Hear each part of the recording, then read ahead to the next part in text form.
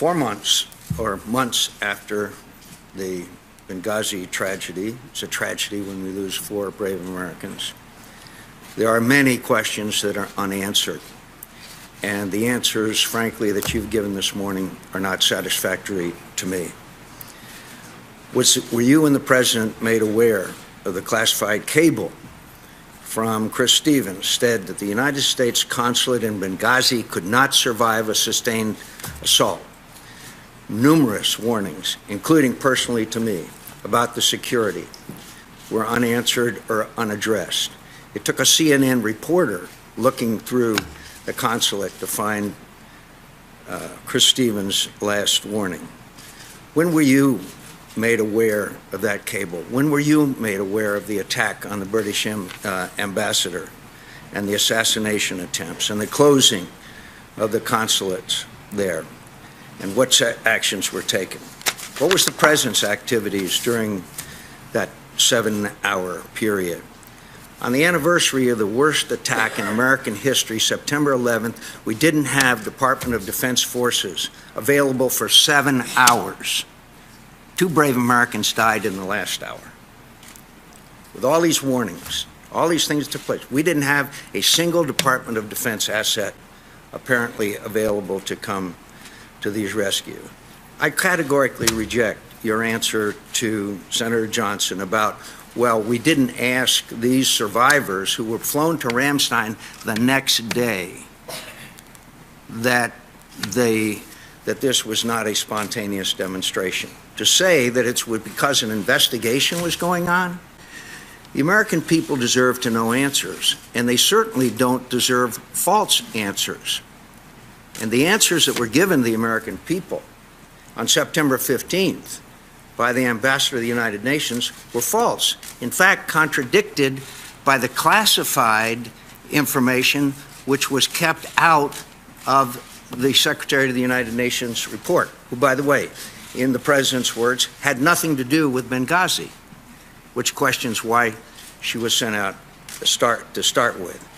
Why is it that the administration still refuses to provide the full text of emails regarding the deletion of references to al-Qaeda and terrorism in the talking points? Why do we care?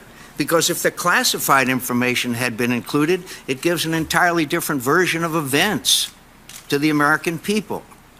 Going to the American people and tell them what happened, then you ought to have your facts straight, including, the ambassador said, quote, al-Qaeda is decimated and our consulates and embassies are secure. So here we are, 4 months later, and we still don't have the basic information. Now, if you want to go out and tell the American people what happened, you should at least have interviewed the people who were there, instead of saying, no, we couldn't talk to them because an FBI investigation was going on. And by the way, as I said at the time, I just happened to be on one of those talk shows, people don't bring RPGs and mortars to spontaneous demonstrations. That's a fundamental. And of course, the President continued to say, days afterwards, September the 12th, he made a reference to act of terror. September 12th on 60 Minutes, too early to know. September 20th on Univision, we're still doing an investigation. September 24th on The View, we're still doing an investigation. The President of the United States, as late as September 24th, 2 weeks later, did not acknowledge that this was an act of terror conducted by people who were at least somehow connected to the al-Qaeda. Finally, Madam Secretary, I strongly disagree with your depiction of what we did after Gaddafi fell. We did not provide the security that was needed. We did not help them with border security. We did not give them the kind of assistance that would have been necessary to help dismantle these militias that still, to this day, remain a challenge to democracy in Libya and freedom. You knew Chris Stevens very well. I knew him very well. I knew him on July 7th when I went to Libya to observe the elections. And at that time, on July 7th, he expressed to me his deep and grave concerns about security, particularly in Benghazi. And he continued to communicate with the State Department, and I don't know who else was privy to those cables, of his deep concern about the security there and the need for additional assistance. And I will argue with facts that after that event took place, after the fall of Gaddafi, the, quote, soft footprint was partially, to some degree, responsible for the tragedy that took place. The American people and the families of these 4 brave Americans still have not gotten the answers that they deserve. I hope that they will get them. Well, Senator, I understand your very, very strong feelings. You knew Chris. You were a friend of Chris. You were one of the staunchest supporters of the efforts to dislodge Gaddafi and try to give the Libyan people a chance. And we just have a disagreement. We have a disagreement about what did happen and when it happened with respect to explaining the sequence of events. We did get to talk to the DS agents when they got back to this country. We did so. It was not before September 15th.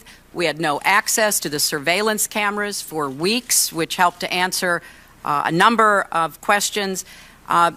But with respect to helping the Libyans, and that also goes to the question Senator Rubio asked, we will provide a list of everything we were doing and were attempting to do. But I will also tell you that since March 2011, congressional holds have been placed on programs for many months for aid to Libya. We've had frequent congressional complaints. Why are we doing anything for Libya? It's a wealthy country. It has oil. Disagreement from some sources that we should never have been part of any UN mission in Libya. Currently, the House has holds on bilateral security assistance, on other kinds of support for anti-terrorism assistance. So we got to get our act together between the administration and the Congress. If this is a priority, and if we are serious about trying to help this government stand up security and deal with what is a very dangerous environment from east to west, then we have to work together. So I hope that we can have the kind of discussion where we can agree on certain approaches that will make a difference. I would urge that you look and read both the classified and unclassified versions of the ARB that tries to deal with the very questions that you and Senator Johnson are raising, the timing of it and the like. But I also hope we're looking forward, because right now Libya is still dangerous. It is still in a very unstable status, and whatever we can do for them, we at least ought to agree we need to do and get out there and start delivering.